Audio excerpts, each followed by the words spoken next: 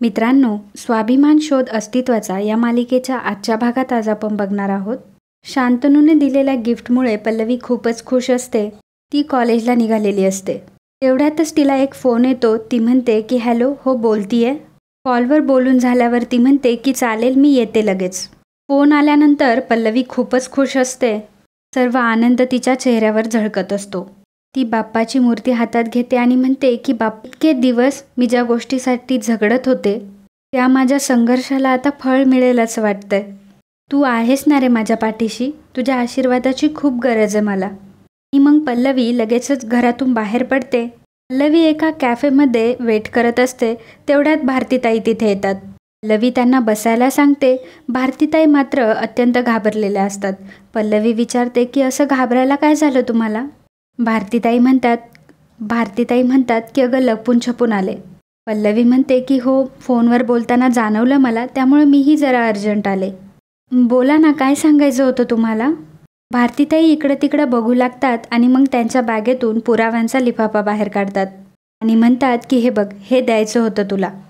पल्लवी हे बघून खूप शॉक असते. तेव्हा भारतीताई म्हणतात की मला माहिती आहे तुला ह्याची गरज होती. अगं पल्लवी, तू आमच्या नातीला वाचवलंस, पण तरीही यांना तुझ्याबद्दल काहीच वाटलं नाही. उलट तुलाच ते पैसे द्यायला निघाले होते. पण तू जे सांगितलंस त्यामुळे मला खूप वाईट वाटलं. तुझ्या संसारासाठी, नवऱ्याला वाचवण्यासाठी, मायलेकांना जवळ आणण्यासाठी तू किती धडपडतीयस. त्यात आपला खारीचा वाटा असावा असं वाटलं, म्हणून आणलं. अगं, तू ज्याच्या शोधात होतीस तेच आहे हे, बघ ना उघडून. मग पल्लवी तो लिफाफा उघडते.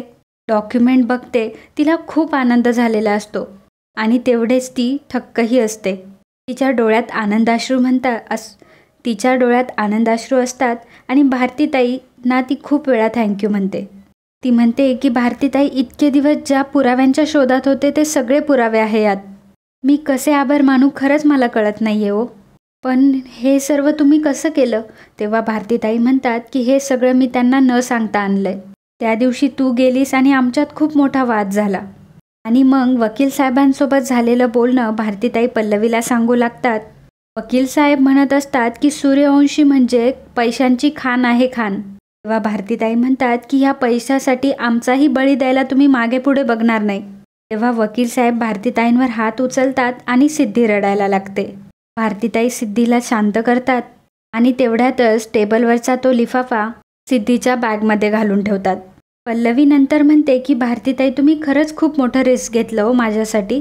भारतीताई म्हणतात की रिस्क? अगं नाही, आयुष्यात पहिल्यांदा एवढा मोठा निर्णय आणि चांगला निर्णय घेतलाय.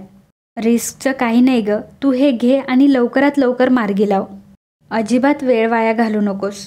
पल्लवी म्हणते की भारतीताई, अहो तुम्ही माझ्यासाठी काय केलंय ना, खरंच याची तुम्हाला कल्पना नाहीये. मी फार काही नाही हो, फक्त आभार मानू शकते तुमचे. मी येते असं म्हणून पल्लवी तिथून निघते. वकील साहेब लिफाफ्याची शोधाशोध करत असतात. इकडे तिकडे सगळीकडे शोधतात, पण त्यांना काही सापडत नाही. तेवढ्यातच भारतीताई तिथे येतात आणि म्हणतात की लिफाफा शोधताय ना? वकील साहेब म्हणतात की तुला कसं काय माहिती? तू काय केलंस त्या लिफाफ्याचं? तेव्हा भारतीताई म्हणतात की तो लिफाफा मी योग्य व्यक्तीच्या ताब्यात देऊन आली आहे. वकील साहेब म्हणतात की काय? पल्लवी सूर्यवंशी, तिला दिला तू लिफाफा? भारतीताई हो म्हणतात. तेव्हा वकील साहेब म्हणतात, तू मूर्ख आहेस का? तुला कळतंय का तू काय केलंस ते? भारतीताई म्हणतात की योग्य तेच केलंय मी. पैशांसाठी तुम्ही सर्व तत्वच सोडून दिली हो. माणसांच्या जीवाची सुद्धा तुम्हाला पर्वा राहिली नाहीये. हे तर आता माझ्या चांगलंच लक्षात आलंय आणि म्हणूनच हे पाऊल उचललं मी. वकील साहेब म्हणतात की अगं काय केलंस तू हे? आता सूर्यवंशी जीव घेतील माझा. भारतीताई म्हणतात की मी बोलेल त्यांच्याशी. वकील साहेब म्हणतात की तू काहीच बोलू नकोस. तू उपकार कर आता माझ्यावर, फक्त इथून जा निघून. भारतीताईला तिथून काढून देतात. तर इकडे पल्लवी खूप खुश असते. डॉक्युमेंट तिच्या हातात असतात. ती म्हणते की बाप्पा, तू माझी एवढी कसोटी बघितलीस, पण शेवटी माझ्या कष्टाचं फळ दिलंस तू मला. तुझे आशीर्वाद कायम माझ्या पाठीशी होते हे तर आता सिद्ध झालंय. माणुसकीवरचा विश्वास सार्थ ठरलाय आज. आज शांतनूंसमोर सगळं सत्य उघडं होणार आहे. मोठ्या आईंचं आणि मोठ्या काकांचं खरं रूप आज सगळ्यांसमोर येणार. मग पल्लवी प्रभाकर सरांना फोन करते आणि म्हणते की बाबा, मी अत्यंत खुश आहे. तुम्हाला माहिती आहे, वकील साहेबांकडे असलेला तो लिफाफा मला मिळाला आहे आणि त्यात आपल्याला हवे असलेले सगळे पुरावेत. प्रभाकर सर म्हणतात की अगं काय सांगतेस काय खरंच? पल्लवी म्हणते की हो बाबा, मी चेकसुद्धा केलेत. प्रभाकर सर म्हणतात की वा पल्लवी, खरंच तुझा खूप अभिमान वाटतो मला. तुझ्यावर एवढी संकटं आली, तुझी परीक्षा बघण्यात आली, पण तू काही जिद्द सोडली नाहीस. खरंच तुझी कमाल वाटते बाळा मला. पल्लवी म्हणते की बाबा हो, देवाची, तुमची, आदिती मॅमची साथ होती म्हणूनच हे सर्व शक्य झालंय. प्रभाकर सर म्हणतात की अरे बाळा, माझी साथ तर तुला कायमच असणार आहे. आणि ऐक, महत्त्वाचं म्हणजे तुझ्या हातात एवढे मोठे पुरावे लागलेत, त्यामुळे सावकाश ये आणि काळजी घे. सावध राहा तू आणि पटकन रिक्षा कर आणि घरी ये लवकर. आम्ही तुझी वाट बघतोय. पल्लवी म्हणते की बाबा, आज सर्वांच्या साक्षीने सत्याचा काळ बनून सत्याचा जागर करूयात आपण. तुमचे आशीर्वाद असेच सोबत असू द्यात. प्रभाकर सर म्हणतात बाळा, आशीर्वाद आहेत आणि कायम सोबत राहणार. लगेच निघ आणि लगेच ये. मग पल्लवी फोन ठेवते आणि लगेच तिथून निघते. वकील साहेब मोठ्या आईला फोन करतात. मोठी आई म्हणते की झाली याची कटकट सुरू. तरी काल फोन घ्यायचं टाळलं होतं मी, तरी आज पुन्हा हेच. पण फोन घेतला नाही तर आमच्या कागदपत्रांचं काम हा अडवून तर नाही ठेवणार ना? हे पण इथे नाही आहेत असं म्हणून मोठी आई फोन उचलून घेते. मोठी आई म्हणते की बोला वकील साहेब, जरा कामात होते ना म्हणून तुमचा फोन नाही घेतला. बरं, आमच्या कामाचं काय झालं? म्हणजे हे इथं नाही आहेत ना सध्या म्हणून विचारतीये. वकील साहेब म्हणतात की अहो कसलं काम मॅडम, इकडं मोठा घोळ झालाय. मोठी आई म्हणते की घोळ? अहो कसला घोळ? वकील साहेब म्हणतात की जी कागदपत्री होती ना माझ्याकडे ती गहाळ झाली आहेत. हे ऐकून मोठ्या आईला मात्र धक्काच बसतो आणि पल्लवी त्यांच्यापर्यंत पोहोचली त्या पुराव्यांसाठी हे देखील वकील साहेब मोठ्या आईला सांगतात. नंतर वकील साहेब मनात विचार करतात की जर भारतीने हे पेपर्स दिले असं सांगितलं तर आमच्या दोघांचाही जीव घेतील हे. वकील साहेब म्हणतात की ते पुरावे माझ्या हातून पल्लवीच्या हातात कसे गेले हेच मला माहीत नाही. ती घेऊन गेली आहे एवढं मात्र खरं आहे. मोठी आई म्हणते की एवढे पैसे देऊन सुद्धा काहीच उपयोग नाही आहे तुमचा, ठेवा फोन, बघते काय करायचे ते, असं म्हणून मोठी आई रागाने फोन ठेवून देते. मोठी आई मनात विचार करते की शत्रूच्या हातात कोलीत मिळाले म्हणजे तो काय गप्प बसणार नाही. आता मला काहीतरी करावंच लागेल. मग मोठी आई पुन्हा एकदा एक फोन लावते आणि म्हणते की विकास, एक काम करायचं आहे, नीट लक्ष देऊन ऐक. असं म्हणून मोठी आई त्या विकासला सगळा प्लॅन समजावते. इकडे आदिती प्रभाकरला म्हणत असते की प्रभाकर, हा तर मला एक चमत्कारच वाटतोय. म्हणजे कालपासून जे काही घडतंय ना ते सगळं अद्भुत वाटतंय. पल्लवीचं खरंच कौतुक आहे रे. ती म्हणत होती ना नक्की सगळं चांगलं होईल, तिला विश्वासच होता यावर. आणि विश्वासाच्या जोरावर तिने खोटेपणाचं एवढं मोठं आव्हान परतून लावलं. खरंच कमाल आहे आपल्या पल्लवीची. तेव्हा प्रभाकर सर देखील म्हणतात की खरंच कमाल आहे. अगदी ह्याच शब्दात मी तिचं कौतुक केलं. आदिती, आज मी तिला लवकर घरी बोलवलंय.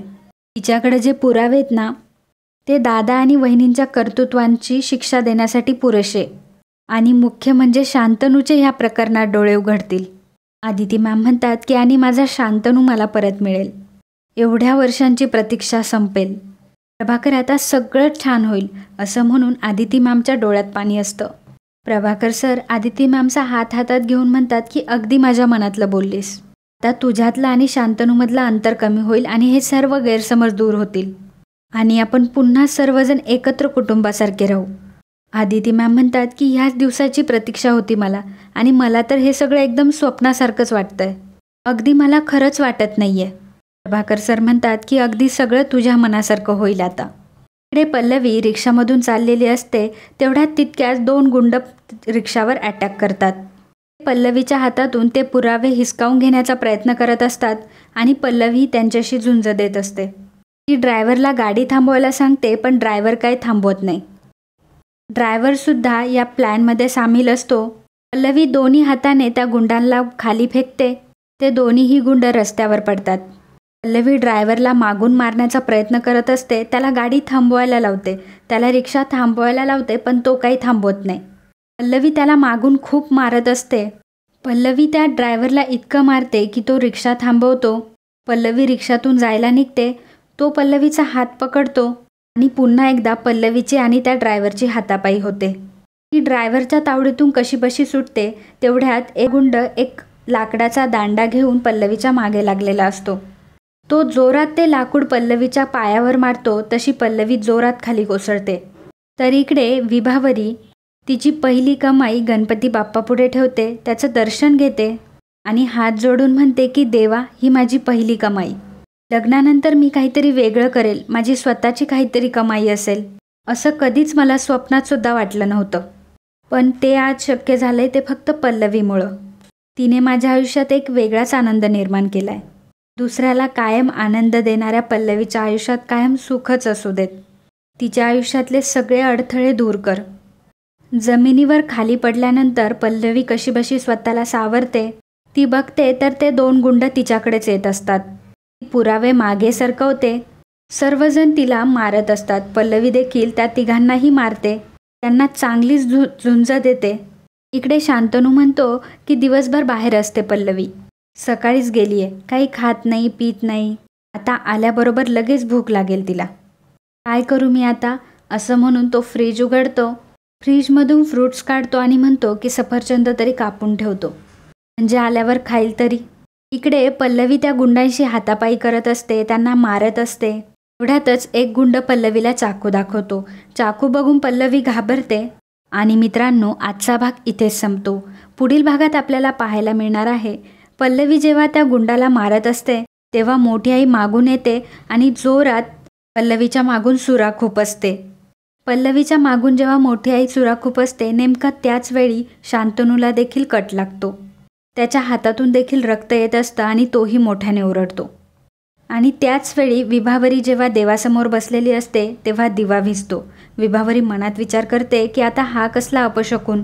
इकडे पल्लवी मात्र घायाळ होऊन जमिनीवर कोसळते आणि पल्लवीच्या हातातून पुरावे देखील खाली पडतात. मित्रांनो, कालच्या एपिसोडमध्ये कमेंट करणारे आपले दर्शक होते प्रमोद पंडित, कैलास निकम, नलिनी मोरे, गीता चंदेर, जागृती लते, मंदारवी बोधारे, गोविंद परब, भास्कर दहाले, स्नेहल वाघमारे, मुकुंद कुलकर्णी, साक्षी भुरे, नीलम गीते, आनंद केसवानी, चंद्रशेखर भातवाडेकर, उषा नाठे, भाग्यश्री धुमाळ, विद्या जोशी.